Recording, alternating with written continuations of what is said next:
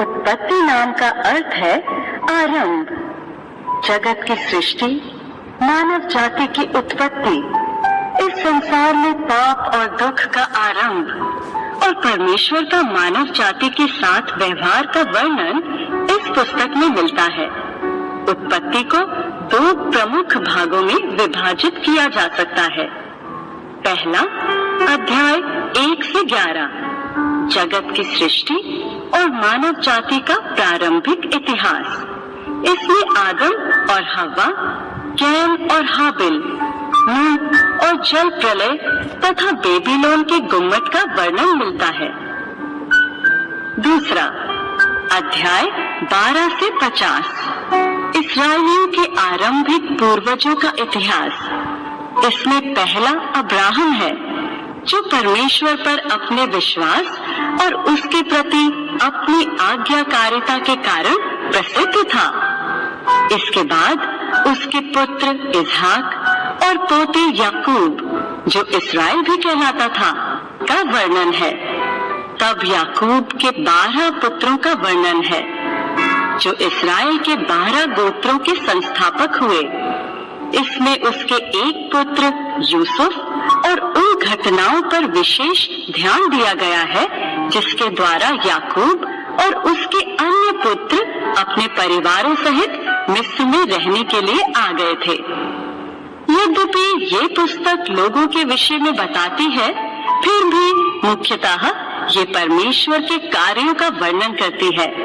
इसका आरंभ इस स्वीकृति से होता है कि परमेश्वर ने जगत की सृष्टि की और अंत इस प्रतिज्ञा से होता है कि परमेश्वर निरंतर अपने लोगों की चिंता करता रहेगा। पुस्तक के आरंभ से अंत तक मुख्य पात्र परमेश्वर है, जो बुराई करने वालों को दोषी ठहराता है और उन्हें दंड देता है। वो अपने लोगों की अगुवाई और सहायता करता तथा उनके इतिहास को व्यवस्थित करता है। ये प्राचीन पुस्तक एक जाति के विश्वास का वर्णन करने और उस विश्वास को बनाए रखने में सहायता के लिए लिखी गई थी। अध्याय 1। आदि में परमेश्वर ने आकाश और पृथ्वी की सृष्टि की।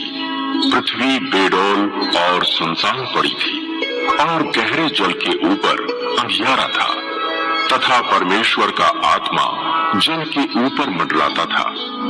जब परमेश्वर ने कहा उजियाला हो, तो उजियाला हो गया। और परमेश्वर ने उजियाले को देखा कि अच्छा है। और परमेश्वर ने उजियाले को अंधियारे से अलग किया। और परमेश्वर ने उजियाले को दिन और अंधियारे को रात कहा। तथा सांझ हुई, फिर भोर हुआ। इस प्रकार पहला दिन हो गया। फिर परमेश्वर ने कहा जल के बीच एक ऐसा अंतर हो कि जल 2 भाग हो जाए। तब परमेश्वर ने एक अंतर बनाकर उसके नीचे के जल और उसके ऊपर के जल को अलग अलग किया, और वैसा ही हो गया। और परमेश्वर ने उस अंतर को आकाश कहा। तथा सांझ हुई, फिर भोर हुआ। इस प्रकार दूसरा दिन हो गया। फिर परमेश्वर ने कहा आकाश के नीचे का जल एक स्थान में इकट्ठा हो जाए और सूखी भूमि दिखाई दे, और वैसा ही हो गया। परमेश्वर ने सूखी भूमि को पृथ्वी कहा तथा जो जल इकट्ठा हुआ उसको उसने समुद्र कहा। और परमेश्वर ने देखा कि अच्छा है। फिर परमेश्वर ने कहा पृथ्वी से हरी घास तथा बीज वाले छोटे छोटे पेड़ और फलदायी वृक्ष भी, जिनके बीज उन्हीं में एक एक की जाति के अनुसार है, पृथ्वी पर उगे।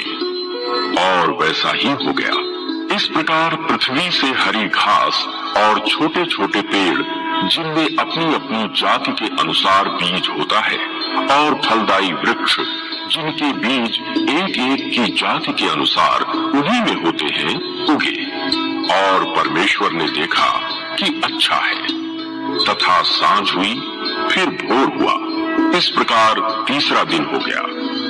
फिर परमेश्वर ने कहा दिन को रात से अलग करने के लिए आकाश के अंतर में ज्योतियां हों और वे चिन्हों और नियत समयों और दिनों और वर्षों के कारण हों और वे ज्योतियां आकाश के अंतर में पृथ्वी पर प्रकाश देने वाली भी ठहरे। और वैसा ही हो गया। तब परमेश्वर ने 2 बड़ी ज्योतियां बनाई। उनमें से बड़ी ज्योति को दिन पर प्रभुता करने के लिए और छोटी ज्योति को रात पर प्रभुता करने के लिए बनाया और तारागण को भी बनाया। परमेश्वर ने उनको आकाश के अंतर में इसलिए रखा कि वे पृथ्वी पर प्रकाश दे तथा दिन और रात पर प्रभुता करे और उजियाले को अंधियारे से अलग करे। और परमेश्वर ने देखा कि अच्छा है। तथा सांझ हुई, फिर भोर